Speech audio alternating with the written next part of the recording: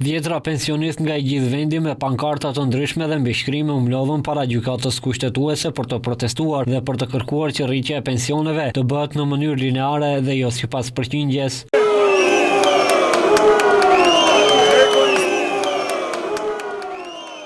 Kërkesa e tyre është që rritja të jetë e njëjtë dhe e barabartë dhe në rritje të mos bëhen dallime mes pensionistëve. Pensionistët kërkuan edhe largimin e gjykatësve kushtetues, të cilët janë kundër rritjes lineare.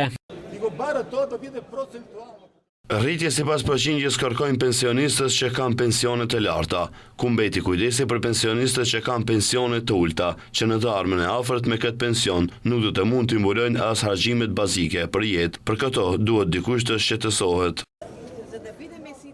Ka formulë që përqindja të dalë njëjtë, sipas rritjes së çmimeve dhe standardit jetësor, mbetet ajo përqindje dhe shumëzohet me numrin e përgjithshëm të pensioneve të paguara në nivel republikan dhe ndahet me 340.000 pensionistë. Matematike thjesht që do të mundsojë që të gjithë të jemi të njëjtë dhe të barabartë.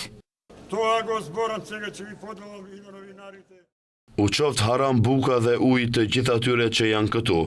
Ajo do ta ketë 90.000 denar pensionin dhe i duket pak, tani kërkon edhe përqindje, ku vendi miratoi ligjin me 79 vota për, pa asnjë kundërshtim, reformat janë të patjetërsueshme. Zonja Stanka Trajkovska duhet patjetër të largohet, një gjykatëse nuk mund t'ia ndalojë të drejtën popullit. E të tjera akuzuan gjykatësit për shkelje të drejtave themelore të qytetarëve.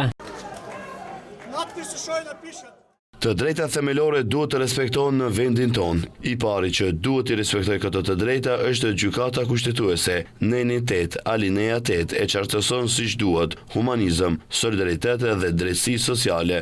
Pensionistët kërkojnë të drejtë sociale, na largojnë si teprisë teknologjike me pensione të vogla. Pensionistët njoftuan se në dhjetor do të organizojnë protesta para qendrës informative europiane.